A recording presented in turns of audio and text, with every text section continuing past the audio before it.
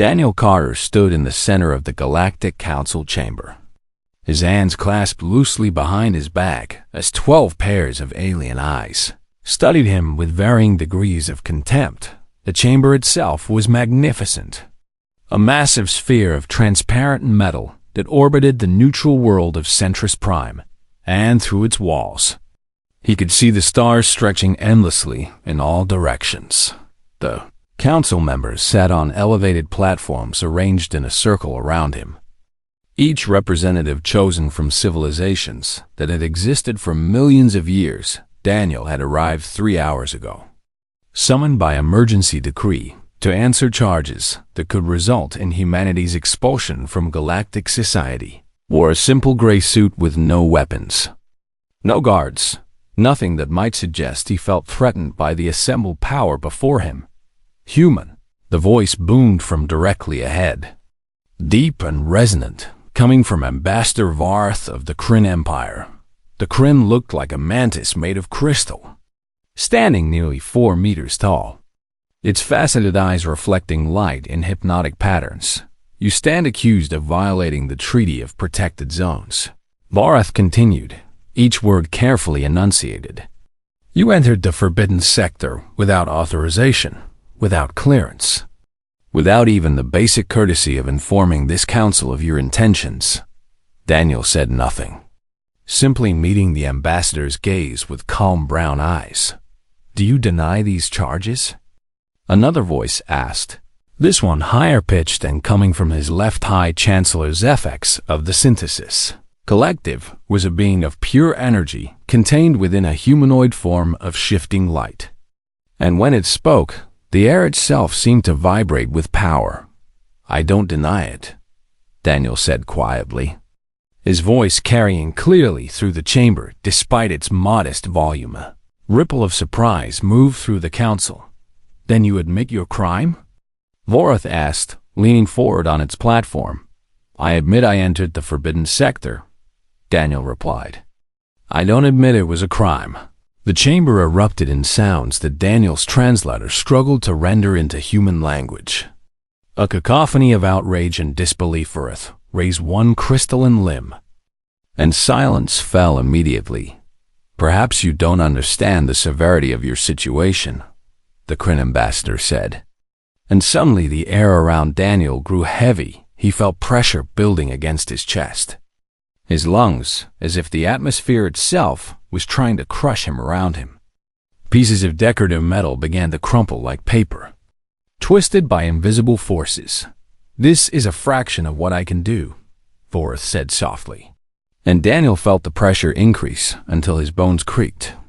This is the power of a species that mastered the fundamental forces of the universe 3 million years before your ancestors learned to use fire. Daniel's jaw tightened, but he didn't fall, didn't even sway after a long moment. Voreth released the pressure, looking almost disappointed. Perhaps a different demonstration, Zephex suggested.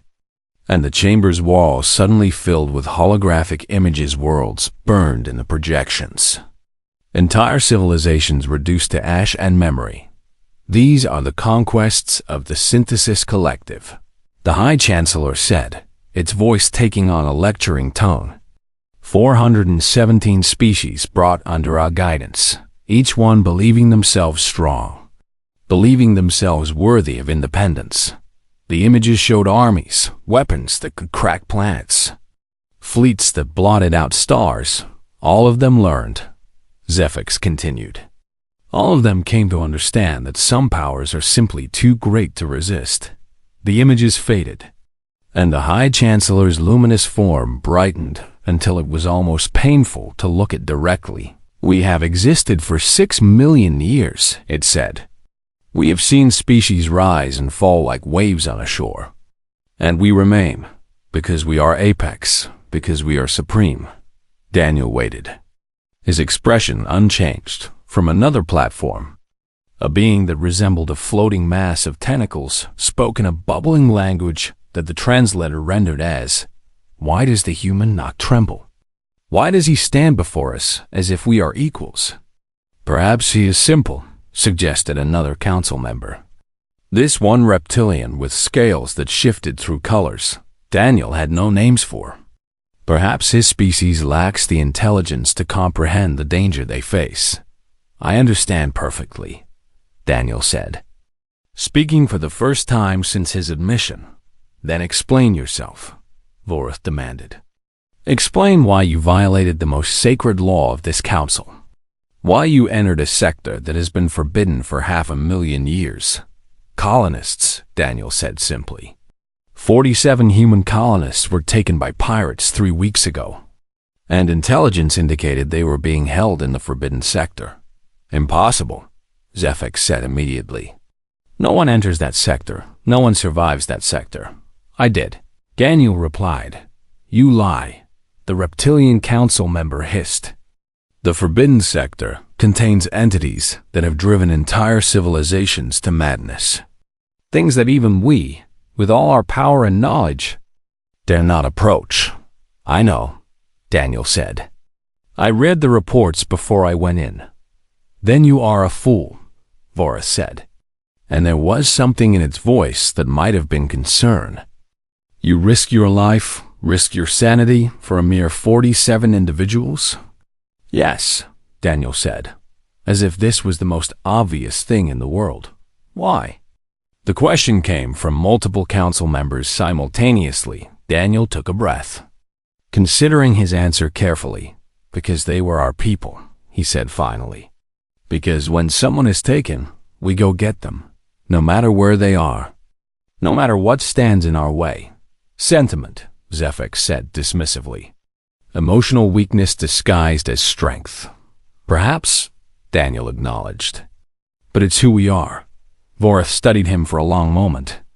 Its crystalline form refracting light into rainbow patterns across the chamber.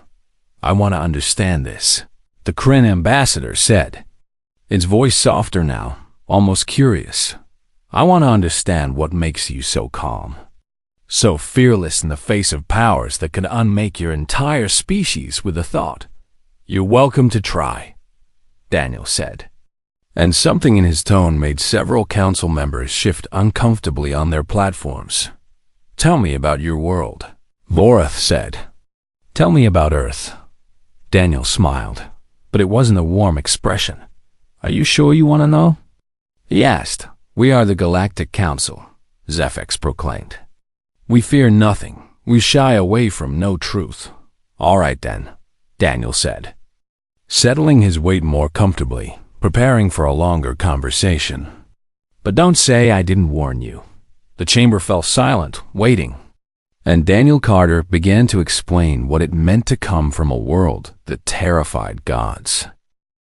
Daniel took a moment to gather his thoughts, aware that every word he spoke now would be analyzed, dissected, and judged by beings who had existed longer than human civilization itself. Earth, he began, his voice steady and clear, is what we call a Class 12 death world. Several council members made sounds of disinterest, as if they'd heard such claims before. Many worlds bear harsh conditions, Zephyx said dismissively. Extreme temperatures, dangerous predators, toxic atmospheres. These things are not uncommon in the galaxy. You're right, Daniel agreed, nodding slowly. But Earth doesn't just have one of those things. It has all of them, constantly, everywhere. He began pacing now, his movements casual, almost relaxed. Let me start with something simple, he said. Water? Water? The reptilian council member asked, confusion evident in its translated voice. Water is one of the most common substances in the universe. Yes, Daniel said. But Earth's water doesn't stay in one state. Our planet's temperature ranges mean that water freezes, melts, evaporates, and rains down again in endless cycles. Many worlds have weather patterns, Vorith observed. Not like ours, Daniel replied. We have storms that can level entire cities, winds that reach 300 kilometers per hour, tornadoes that can tear apart anything in their path. He stopped pacing and turned to face the council directly. We have hurricanes, he continued. Massive spiral storms that span hundreds of kilometers, carrying enough energy to power your entire civilization for years. Surely your people avoid these storms. Zephyr suggested. We can't, Daniel said simply.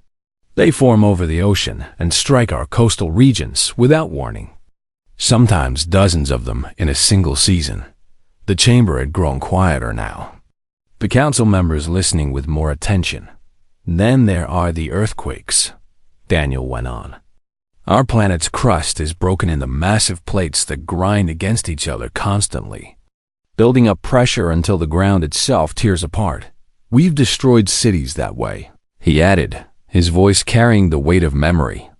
Hundreds of thousands of people killed in seconds when the Earth decides to shift. And volcanoes, he said, warming to his subject now.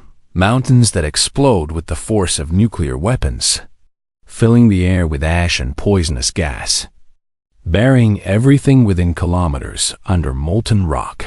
Most species would evacuate, the tentacled council member observed. We don't, Daniel said. We build our cities right back in the same places. Because the volcanic soil is fertile, because the ocean is there, because it's our home.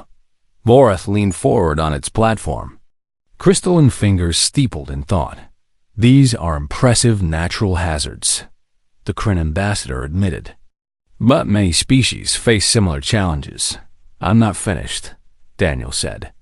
And something in his tone made the council members fall silent again. Our atmosphere, he continued, contains 21% oxygen, which is one of the most corrosive and reactive gases in known chemistry. Every breath we take is slowly poisoning us, he explained, oxidizing our cells, aging us, killing us from the inside.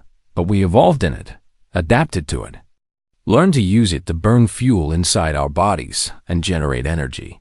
He held up his hand, flexing his fingers. Our planet has a gravity of 1.0 standard, he said, which your species would consider heavy.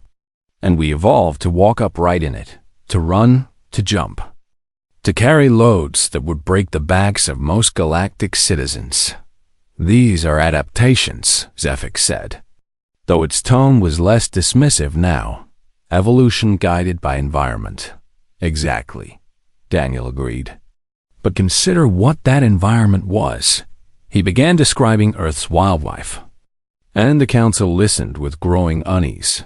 We evolved alongside predators that could kill us in seconds, he said. Big cats that could ambush from shadows, bears that could crush our skulls with a single swipe, venomous snakes and spiders and insects. We weren't the biggest or the strongest, Daniel continued. We weren't the fastest or the most poisonous. We didn't have natural armor or claws or fangs. So how do you survive? Vorath asked, genuine curiosity in its voice. Now, we outlasted them, Daniel said simply.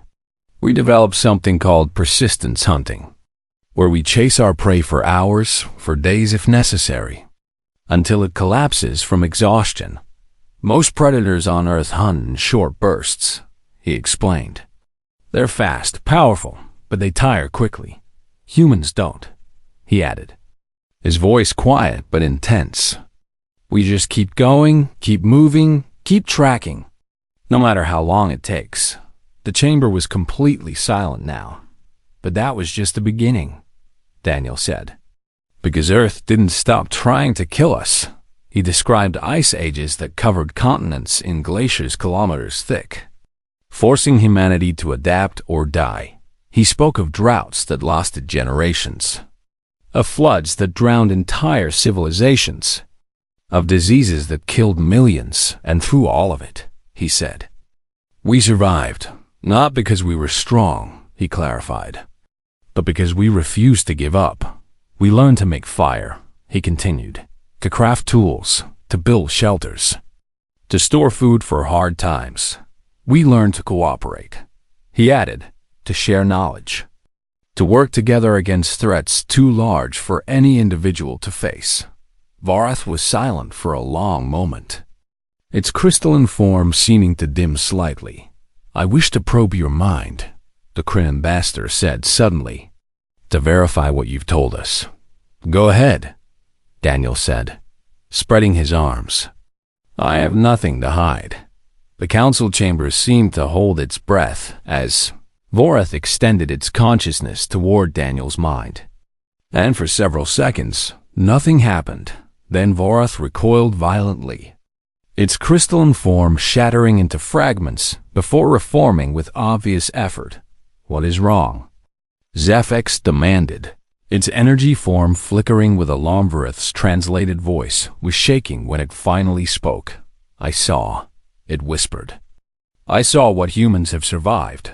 Wars," the Kryn ambassador continued, its voice growing stronger but tinged with horror. "Wars that consumed entire continents, that killed tens of millions, that used weapons capable of destroying all life on their planet. And they survived," Vorath said. Turning to face the council, "they survived, rebuilt, and made sure it never happened again. I saw plagues that should have ended their species," the ambassador went on. "Diseases that killed half their population, and they fought back, developed medicine, created cures. I saw extinction events," Vorath continued. And now its voice carried something like awe. "Asteroids that would have wiped out any other species, and humanity endured, adapted, emerged stronger." The Kryn ambassador turned back to Daniel. And when it spoke, its voice was different. No longer dismissive or superior. "Your people don't just survive threats," Vorath said softly. "You overcome them, study them, turn them into tools for your advancement.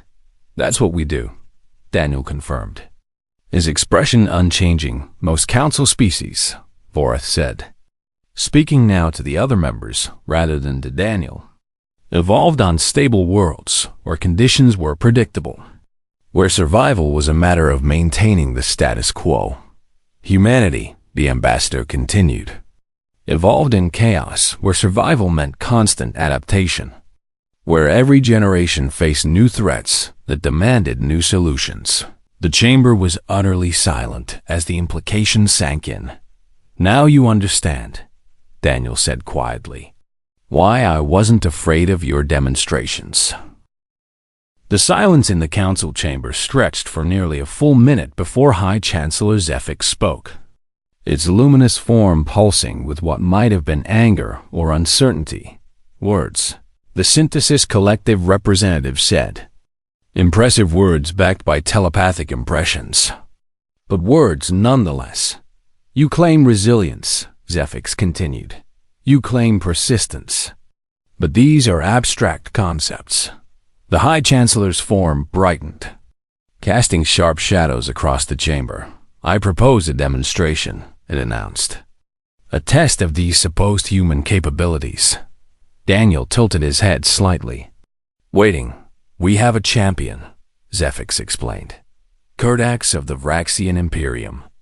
Undefeated in 3,000 combat trials against warriors from across the galaxy." From a side entrance that Daniel hadn't noticed before, a massive figure emerged. Kurdax stood at least 3 meters tall, his body covered in thick plates of natural armor that gleamed like polished stone under the chamber's lights. His forearms ended in clawed hands, each finger tipped with what looked like black diamond, and his head resembled that of an earth rhinoceros, complete with a horn that could probably punch through steel.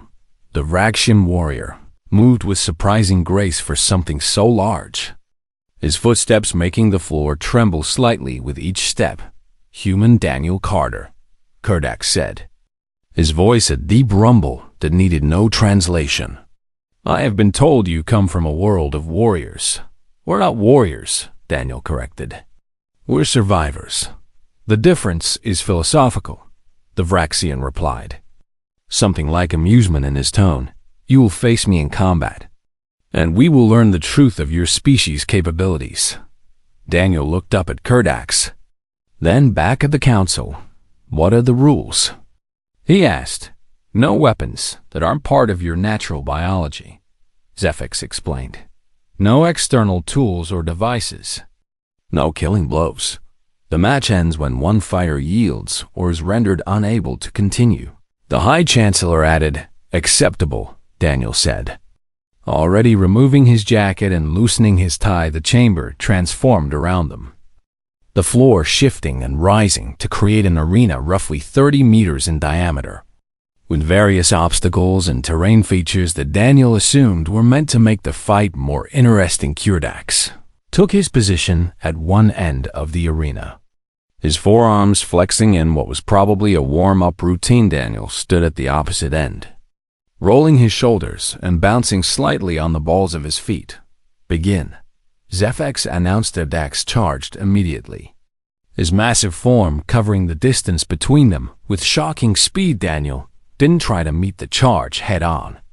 Instead, he dove to the side at the last possible second, rolling smoothly to his feet as Kurdax's momentum carried the Vraxian past him. The warrior recovered quickly, spinning with his claws extended, swiping at where Daniel's head had been a moment before. But Daniel was already moving, staying just outside Kurdax's reach, his movements economical and precise.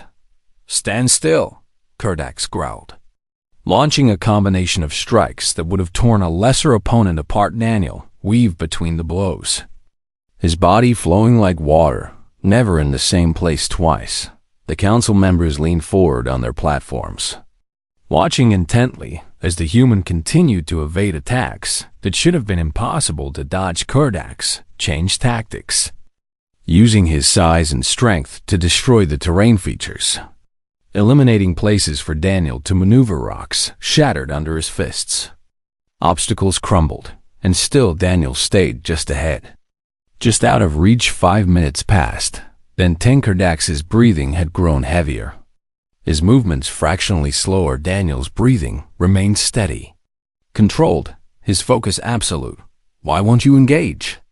Kurdax demanded, frustration evident in his voice. "I am engaging," Daniel replied calmly, ducking under another swipe. "Just not the way you expected." The Vraxian roared and launched himself at Daniel with all four arms extended this time. Daniel didn't dodge. Instead, he stepped forward into the attack, inside Kurdax's reach where those massive arms couldn't generate full force. His hand struck out, fingers extended, jabbing at a gap in the armor, playing near Kurdax's left shoulder joint. The Vraxian grunted in pain and surprise, that arm suddenly moving less fluidly. Daniel was already moving again, circling, waiting. Kurdax attacked again, more cautiously now, protecting his injured joint. Daniel responded with the same technique, targeting another gap, this one near the right hip. Kurdax's leg buckled slightly, and for the first time, the massive warrior looked uncertain. "You're targeting my weak points," he said, respect creeping into his voice. "Everything has weak points," Daniel replied, his breathing still controlled despite 15 minutes of constant movement. "Armor needs joints to allow movement. Joints are vulnerable." The fight continued, but the pattern had been established. Kurdax would attack with overwhelming force. Daniel would evade and strike at vulnerable points. 20 minutes became 30. 30 became 40. Kurdax's breathing was labored now, his movements noticeably slower, his forearms hanging more heavily between attacks. Daniel looked exactly as he had at the start. Alert, focused, ready. "How?" Kurdax asked between heavy breaths. "How are you not exhausted?" "Persistence hunting," Daniel said simply. "My ancestors chased prey across the African savanna for 8 hours at a time. 40 minutes is nothing," he added. Kurdax straightened as much as his tired body would allow, respect clear in his posture. "I yield," the Vraxian said, and the words seemed to cost him nothing in dignity. "I cannot defeat an opponent who will not tire." The arena floor returned to its normal configuration, and Kurdax approached Daniel with one arm extended in what was clearly a gesture of respect. Daniel clasped the offered arm, noting how Kurdax's grip, while still strong, trembled slightly with exhaustion. "You are a worthy opponent," Kurdax said. "Your people must be formidable indeed." "We're stubborn," Daniel replied with a slight smile. We don't know when to quit. The council members were silent as Daniel retrieved his jacket, putting it back on with calm, unhurried movements. Finally, Laura spoke, its crystalline voice thoughtful. You didn't win through superior strength. The Kryn ambassador observed. No, Daniel agreed. You didn't win through superior speed or power. Vorath continued. No, Daniel said again. You won through patience, Vorath said. Through understanding your opponent's limitations and waiting for them to manifest. And through endurance, the ambassador added. Through the simple fact that you could continue when your opponent could not. That's how we hunt, Daniel explained to the council. That's how we've always hunted. We follow our prey, he continued. We track it, we keep it moving. We never let it rest or recover. And eventually, he finished, eventually, everything gets tired. Everything except humans, Kurdax added from where he sat recovering.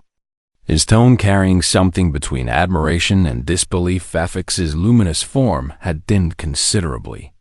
And when the High Chancellor spoke, its voice lacked its earlier certainty. I begin to understand, it said slowly. Why you were not intimidated by our displays of power. Power means nothing, Daniel said quietly.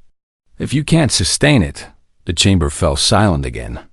And Daniel stood in the center of the arena, exactly where he'd started, breathing calmly, waiting for whatever would come next. The council members looked at each other, and something unspoken passed between them. They had intended to humble the human, to teach him his place in the galactic order. Instead, they were learning that humanity's place in that order might be very different from what they had assumed. The council chamber reconfigured itself once again, the arena floor sinking back into its normal position, and the platforms holding the council members drew closer together, forming a more intimate circle around Daniel Varath's crystalline form seemed to pulse with an internal light as the Kryn ambassador spoke. We must discuss what you found in the Forbidden Sector, Varath said, its voice carrying a weight that silenced the chamber completely. You mentioned colonists, the ambassador continued, but you haven't explained how you survived what lies within that space. Daniel nodded slowly, as if he'd been expecting this question. The Forbidden Sector, he began, contains an entity that your species have called various names over the millennia. The Whisperer, Zephyx supplied, its energy form flickering. The Dream Eater, the voice in the void.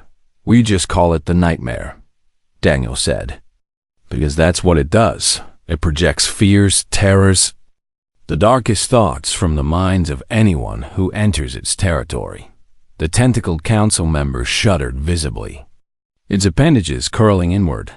3 civilizations were lost to it, the being said in its bubbling voice, entire species driven to madness. Their ships found drifting with crews that had killed themselves or each other. That's why we established the Forbidden Sector 500,000 years ago, Varth explained. We sealed it off, marked it as prohibited space, warned all species to stay away. I know, Daniel said. I read your historical records. Then you knew what awaited you, the Reptilian Council member hissed. And yet you went anyway. The pirates knew too, Daniel replied. That's why they chose it as their base. They figured no one would follow them there. They were correct, Zephyx said. No species has entered that sector for millennia. Except us, Daniel said simply. How? Vorath demanded, leaning forward. How did you resist the Nightmare's power?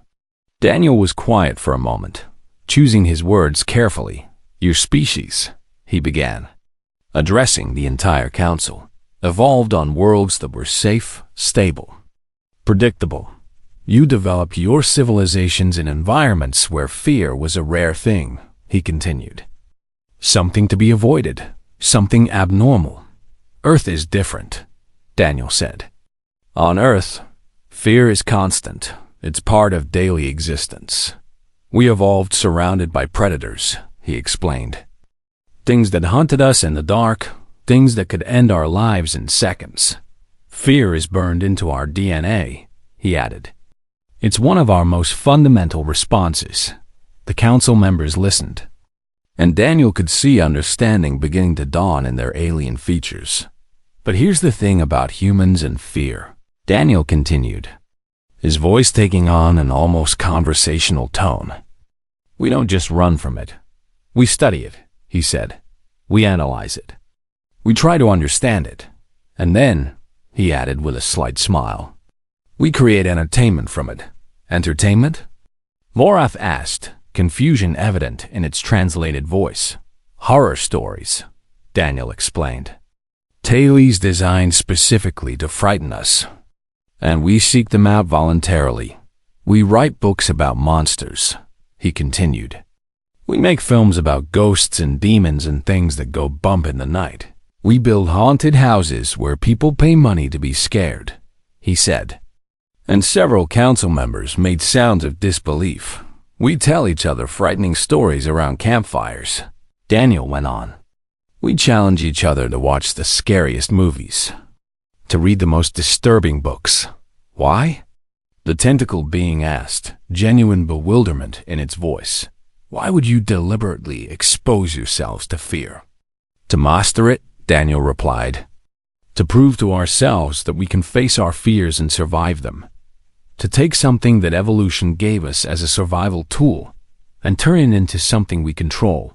Edverith was silent for a long moment, its crystalline body reflecting light and patterns that suggested deep thought. When you entered the forbidden sector, the Kryn ambassador said slowly, when the nightmare projected its terrors into your mind, what did you see? Everything, Daniel said quietly. I saw monsters from human mythology. Demons and devils and creatures that have haunted our collective nightmares for thousands of years. I saw scenarios we've imagined in our darkest fiction, he continued. Zombie apocalypses, alien invasions, the end of civilization. I saw personal fears too, he admitted. Losing people I care about, failing in my duty. Being responsible for humanity's destruction. And? Vorath prompted when Daniel paused. And I recognized them, Daniel said. I'd seen versions of all those fears before, in stories, in movies, in nightmares I'd had as a child. They were terrifying, he acknowledged, but they were familiar terrors. Fears I'd already confronted in one form or another. The nightmare is powerful, Daniel continued. It can reach into your mind and find your deepest fears. But it can only use what's already there. For your species, he said, addressing the council. Fear is alien, unusual, something you've rarely had to face. For humans, he finished. Fear is an old friend. Zephex's energy form pulsed rapidly, a sign of what Daniel had learned to recognize as agitation. You're saying the entity couldn't break you because you've spent your entire evolutionary history breaking yourselves? The High Chancellor asked, more or less. Daniel confirmed. What happened to the colonists? The Reptilian Council member asked. Surely they were affected. They were scared, Daniel admitted. Terrified, actually. But they held together. I talked them through it, he explained. Reminded them that what they were seeing wasn't real. That it was just their own fears being reflected back at them. Some of them had children, Daniel added, and his voice softened slightly. And nothing makes humans more dangerous than when children are threatened. The parents face down their own terrors to protect their kids, he said.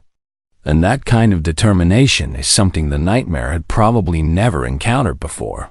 You retrieved all 47? Vorath asked all 47, Daniel confirmed. It took 3 days to find them all and get them to the extraction point. 3 days in that place, the tentacled council member said, awe and horror mixing in its voice. The nightmare tried everything, Daniel continued. It showed me things that would have broken most minds.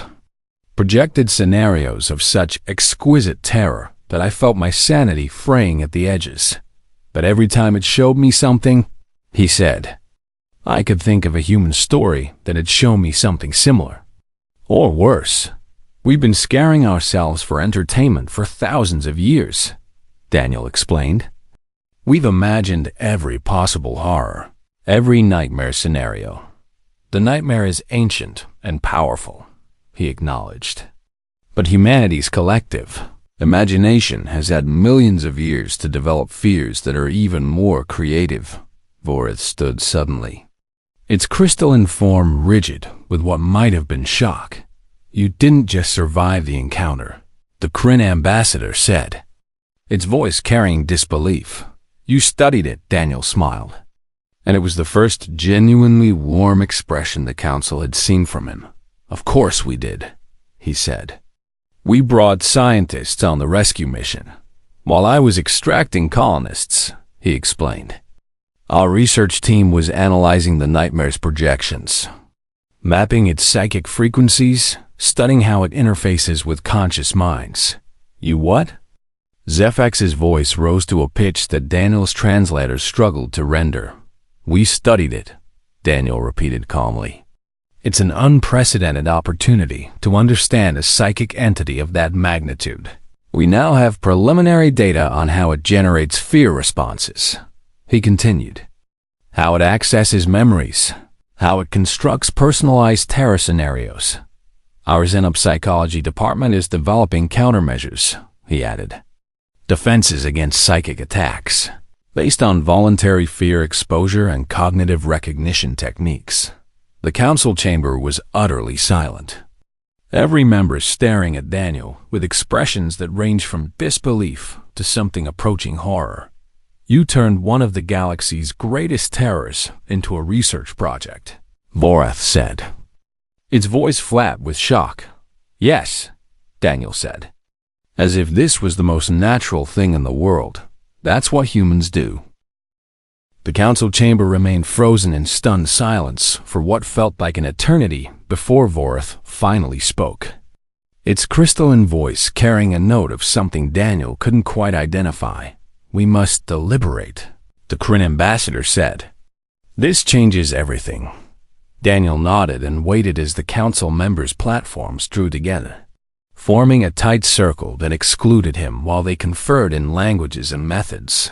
His translator couldn't fully process. He stood there, hands clasped behind his back again, looking out at the stars beyond the transparent walls. 20 minutes passed before the platforms separated and returned to their original positions. Voreth spoke first. As seemed to be the protocol, we have discussed your actions, the ambassador said, and your explanations regarding human nature and capabilities. Several members of this council, Voreth continued, gesturing to include the others, believe that humanity represents a potential threat to galactic stability. They argue, the Kryn ambassador went on, that a species capable of studying rather than fleeing from the nightmare is too dangerous to be allowed unrestricted access to council space. Daniel's expression didn't change, though he felt his pulse quicken slightly. However, Voreth said, and its tone shifted. Others, including myself, see different possibilities. Zefex's luminous form brightened as it spoke. Humanity's approach to fear and danger is alien to us, the High Chancellor said. But it is also potentially valuable. There are sectors beyond the Forbidden Zone, Zefex continued. Regions of space that we have avoided for millions of years, due to various threats. Ancient weapon platforms that still function, the Reptilian Council member added. Spatial anomalies that destroy ships. Regions where reality itself seems unstable. We have cataloged 17 such zones, the tentacle being said. Each one sealed off, forbiddens, avoided. Because we fear them, Voreth finished. Because our instinct, developed on safe worlds, is to avoid danger rather than confront it. Daniel remained silent, waiting to see where this was leading. We propose, Voreth said carefully, a new role for humanity within galactic society. You would become pathfinders, the Kryn ambassador explained.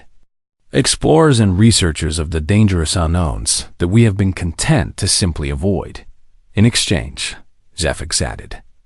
Humanity would receive full council membership, access to our technology and knowledge, and the right to establish colonies in territories currently under council protection.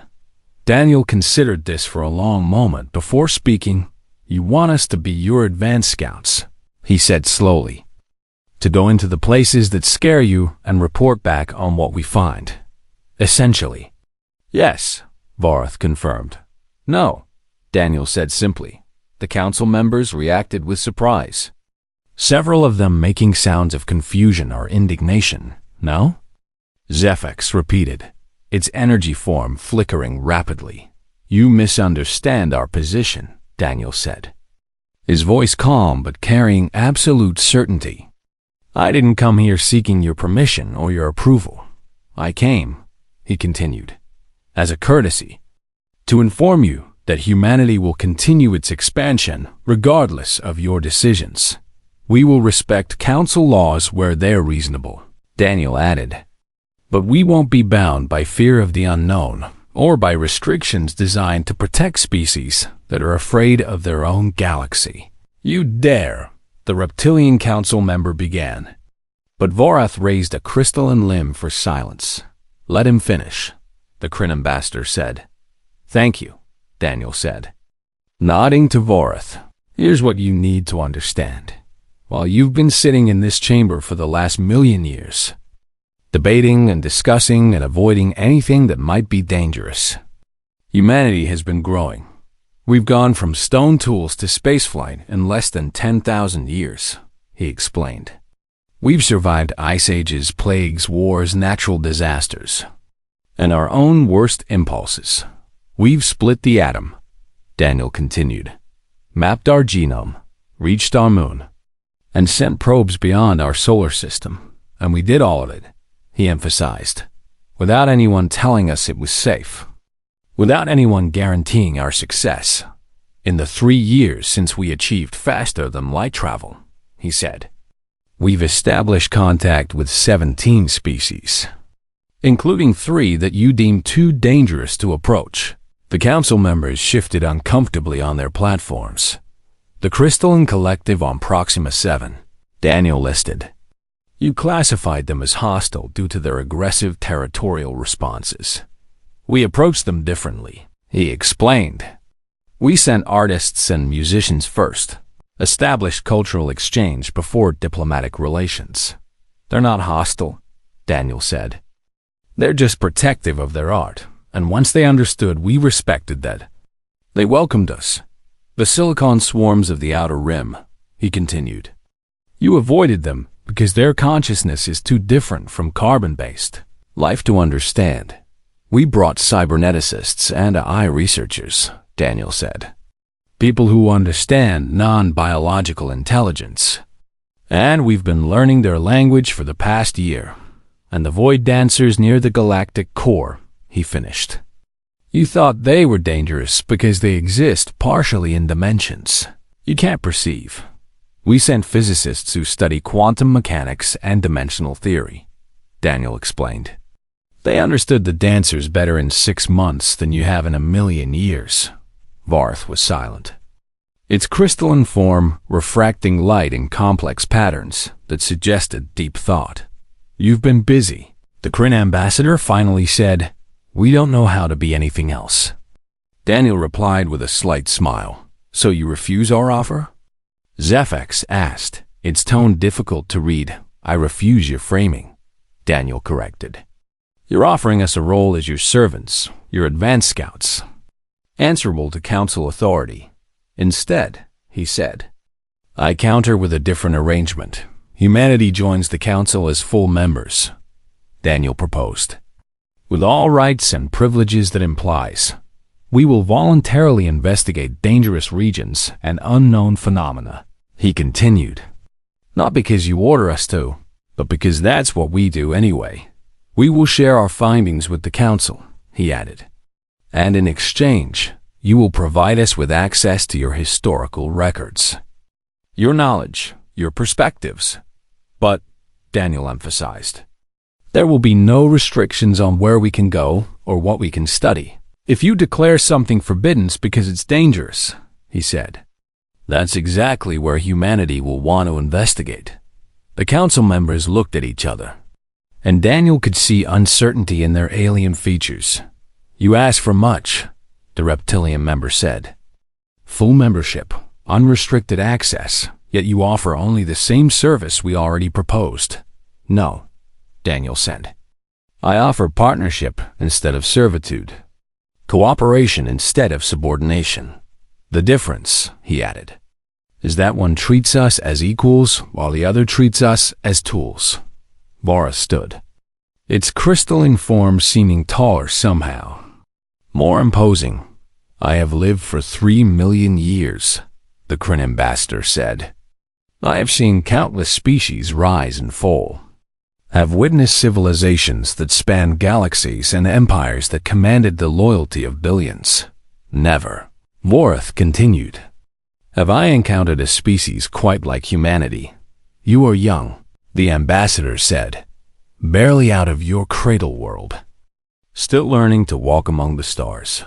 Yet you face ancient terrors with curiosity instead of fear. Vorith went on, you meet power with calm confidence. You see danger as opportunity. You are either the greatest fools in the galaxy, the Kryn ambassador finished, or you are something new, something that will change everything. Vorith turned to address the other council members. I vote to accept the human proposal, the ambassador said clearly. Humanity joins as full council members, with unrestricted access to all non-classified information and the freedom to explore as they choose. I second this motion, Zefek said, its luminous form pulsing with what Daniel had learned to recognize as approval one by one. The other council members voiced their agreement, some enthusiastically, others with obvious reluctance when all had spoken. Vorath turned back to Daniel. Welcome to the Galactic Council, the Kryn ambassador said. Ambassador Carter, Daniel allowed himself a genuine smile. Thank you, he said. I look forward to working with all of you. Though I suspect, Vorith added, a hint of something like humor in its crystalline voice, that we will be learning far more from you than you will from us. I doubt that, Daniel said diplomatically. You have millions of years of accumulated knowledge and experience. Yes, Vorith agreed.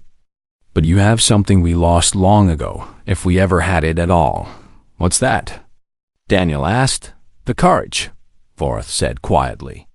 To look at the unknown and see possibility instead of threat. The council chamber fell silent again. But this time, it was a comfortable silence. The silence of understanding rather than tension. Daniel looked out at the stars beyond the transparent walls, thinking about everything that had happened, about the path that had led humanity to this moment, somewhere out there, beyond the comfortable boundaries of known space. Mysteries waited, ancient dangers lurked in forgotten sectors, cosmic wonders remained undiscovered, and terrors that had frightened gods for millions of years continued to exist. And now, for the first time in galactic history, there was a species that looked at all of that and thought, not we should avoid that, but we should probably check that out. They had tried to intimidate him, to make him understand humanity's insignificance in the grand scope of galactic civilization.